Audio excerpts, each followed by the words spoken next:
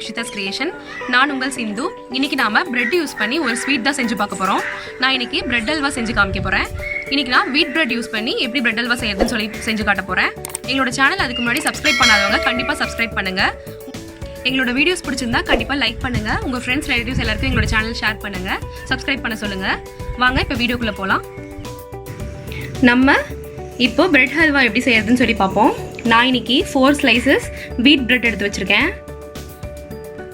Cashews வந்து ஒரு 10 எடுத்து உடைச்சு வச்சிருக்கேன்.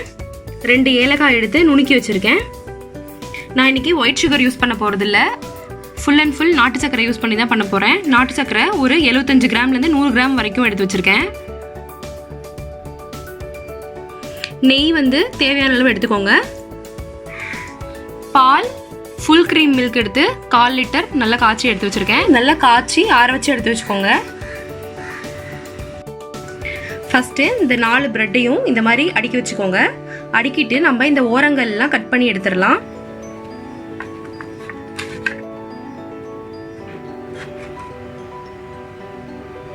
இதே மாதிரி மீதி இருக்க சைட்ஸும் கட் பண்ணிட்டு அந்த பிரெட் கட் பண்ணி வச்சிருக்க பிரெட்டை நம்ம குட்டி குட்டியா துண்டு துண்டா போட்டு எடுத்துக்கலாம். ஒரு சிலர் இந்த சைட்ஸ் எல்லாம் கட் பண்ணிட்டு அதை யூஸ் பண்ண மாட்டாங்க. நான் இன்னைக்கு அதை வேஸ்ட் பண்ண போறது இல்லை. நான் அதையும் யூஸ் பண்ணி சேர்த்து இன்னைக்கு நான் பிரெட் அல்வா செஞ்சு காட்ட போறேன். ஸோ அதனால இந்த சைட்ஸ் எல்லாம் வேஸ்ட் பண்ணாதீங்க. அதையும் நான் கட் பண்ணி வச்சுக்கிறேன். ப்ளஸ் இந்த துண்டுகள்லாம் இருக்குல்ல, இதையும் நம்ம வந்து கட் பண்ணி எடுத்துக்கலாம். ஃபர்ஸ்ட் இந்த மாதிரி பிரெட் எல்லாம் பீஸ் போட்டு வச்சுக்கோங்க. பீசஸ் பண்ணி வச்சுக்கலாம். ஸ்டவ் ஆன் பண்ணிக்கோங்க. ஸ்டவ் ஆன் பண்ணிட்டு ஒரு பேன் வச்சுக்கோங்க. பேன் நல்லா ஹீட் ஆனதும் ஒரு 2 ஸ்பூன் நெய் சேர்த்துக்கலாம். பேன் ஹீட் ஆயிடுச்சு. இப்போது நான் 2 ஸ்பூன் நெய் சேர்த்துக்கிறேன். நெய் சூடாயிடுச்சு. இப்போ நம்ம வச்சுருக்க கேஷ்யூஸ் இதில் சேர்த்துக்கலாம்.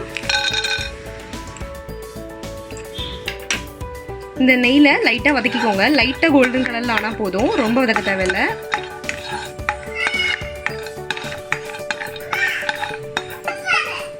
பாருங்க, முந்திரி வந்து நல்லா கோல்டன் கலரில் வறுத்தாச்சு. இப்போ நம்ம இதை எடுத்து வச்சிடலாம். முந்திரி வறுத்து எடுத்தாச்சு. இப்போது நம்ம அதே பேன்லேயே இன்னும் 2 ஸ்பூன் நெய் சேர்த்துக்கலாம். இன்னும் 2 ஸ்பூன் சேர்த்துக்கிறேன். சேர்த்துக்கிட்டு இதில் நம்ம வச்சுருக்க பிரெட் இருக்குல்ல, அந்த பிரெட்டெல்லாம் போட்டு லைட்டாக வந்து நம்ம ஒரு மாதிரி ரோஸ்ட் பண்ணி எடுத்துக்கலாம். கட் பண்ணி வச்சுருக்க பிரெட் ஸ்லைசஸை இதில் நம்ம சேர்த்துக்கலாம்.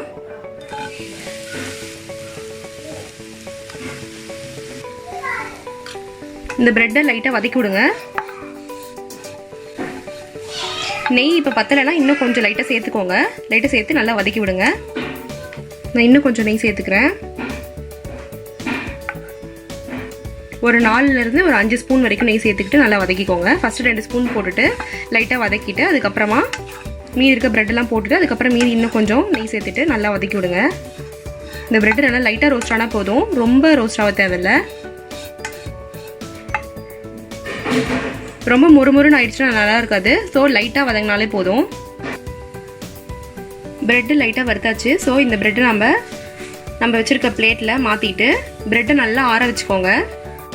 ப்ரெட்டு இந்த மாதிரி பிளேட்டில் போட்டுட்டு நல்லா ஒரு கொஞ்சம் நேரம் ஆற வைங்க. நல்லா ஆறினதுக்கப்புறமா நம்ம ப்ரெட்டு சேர்த்துக்கலாம். பேனில் தான் ப்ரெட்டை வந்து நான் இப்போ போட்டு வறுத்து எடுத்துக்கிட்டேன். ஸோ அந்த பேனை நான் ஒரு டைம் வாஷ் பண்ணிட்டேன் நல்லா. ஏன்னா இப்போ நம்ம இந்த பேனில் வந்து பால் சேர்த்துக்க போகிறோம். அப்போ தான் பால் சேர்த்தும் போது திரிஞ்சு போகாமல் இருக்கும். ஸோ அதனால் இந்த பேனை நீங்கள் யூஸ் பண்ணுறீங்க அப்படின்னா ஒரு டைம் நல்லா வாஷ் பண்ணிவிட்டு அதுக்கப்புறமா நம்ம பால் இதில் சேர்த்துக்கலாம். இப்போ இந்த பேனில் நம்ம வச்சுருக்க பால் சேர்த்துக்கலாம். 1/4 லிட்டர் பால் சொன்னல, அதை நம்ம இதில் சேர்த்துக்கலாம். இப்போ இந்த பாலில் நான் 2 ஏலக்காய் நுணுக்கி வச்சுருக்கேன்ல, அதை சேர்த்துக்கலாம். இப்போ இந்த பாலில் வச்சுருக்க நாட்டு சர்க்கரை சேர்த்துக்கலாம். சேர்த்து நல்லா கலந்து விடுங்க.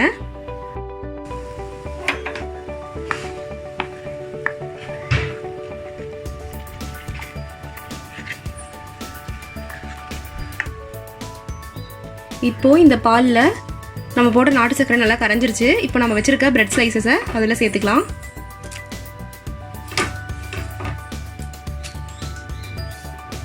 இது நல்லா கலந்து விட்டுருங்க.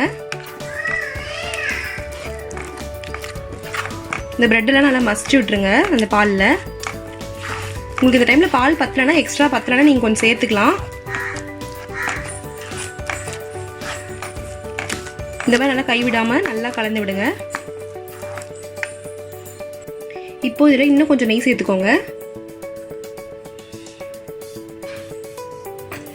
சேர்த்துட்டு நல்லா மிக்ஸ் பண்ணி விடுங்க. இந்த கப்பில் ஒரு 3/4 கப் நெய் நான் திருப்பி சேர்த்துக்கிட்டேன். சேர்த்துட்டு நல்லா மிக்ஸ் பண்ணி விடுங்க.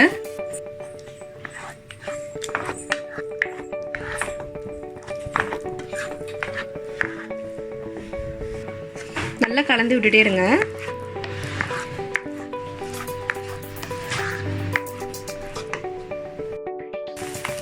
முன்னைக்கே இப்பயும் பாருங்கள் நல்லா டிஃப்ரென்ஸ் இருக்குது. கொஞ்சம் நல்லா கெட்டியாகிடுச்சு பாருங்கள். அல்வா பதத்துக்கு வந்திருக்கு பாருங்கள். நல்லா ரோஸ்ட் ஆகிருக்கு.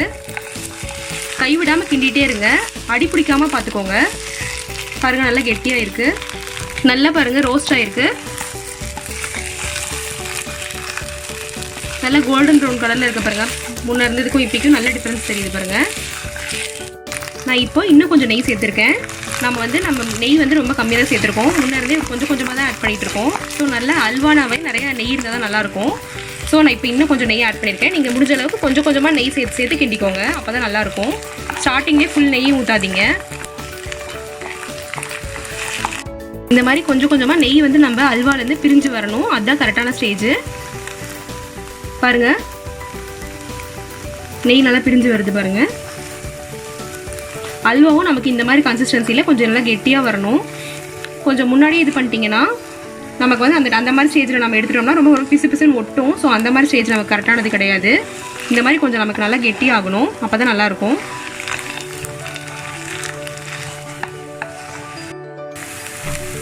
பாருங்கள் அந்த ஓரங்களில் நெய் எப்படி பிரிஞ்சு வருதுன்னு சொல்லிட்டு. இப்படி இருந்தால் தான் அல்வா நமக்கு நல்லா சூப்பராக சாப்பிட்றதுக்கு நல்லாயிருக்கும். இந்த ஸ்டேஜில் நம்ம வறுத்து வச்சுருக்கோம்ல முந்திரி, அந்த முந்திரியை நம்ம இதில் சேர்த்துக்கலாம்.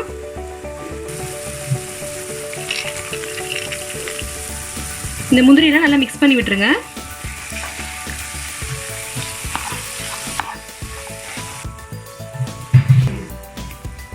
இப்போது நல்லா இந்த மாதிரி ஸ்டேஜில் நம்ம முந்திரி சேர்த்ததுக்கு அப்புறமா சிம்மில் வச்சு நல்லா இந்த மாதிரி மிக்ஸ் பண்ணி விடுங்க. நல்லா கலருங்க. இப்போ பாருங்கள் திருப்பி போடும்போது நமக்கு கலர் எப்படி சேஞ்ச் ஆகிருக்கு பாருங்கள். நல்ல கோல்டன் ப்ரௌன் கலரில் மாறி இருக்கு. சூப்பராக ரோஸ்ட் ஆகிருக்கு பாருங்கள். அடியிலலாம் நல்லா இருக்குது பாருங்கள். பார்க்குறதுக்கே ரொம்ப அட்ராக்டிவாக நல்லா இருக்குது. இது நமக்கு ஒரு ஹெல்த்தியான ஒரு ஸ்வீட் தான். இது நம்ம என்ன சேர்த்துருக்கிறது வீட் பிரெட் போட்டிருக்க சர்க்கரையுமே பார்த்திங்கன்னா நாட்டு சர்க்கரை தான் சேர்த்துருக்கோம். ஸோ இது நமக்கு ஒரு நல்ல ஒரு ஹெல்த்தியான ஸ்வீட். ஸோ வீட்டில் கண்டிப்பாக எல்லாம் செஞ்சு பாருங்கள். கண்டிப்பாக நல்லாயிருக்கும். இப்போது நம்ம இதை கையில் எடுத்து லைட்டாக உருட்டி பாருங்கள். இந்த மாதிரி ஒட்டாமல் வந்துச்சுன்னா இது கரெக்டான ஸ்டேஜ். இந்த மாதிரி ஸ்டேஜில் நம்ம எடுத்துக்கலாம். ஸ்டவ் ஆஃப் பண்ணிட்டு நீங்கள் இதை சர்வ் பண்ணலாம்.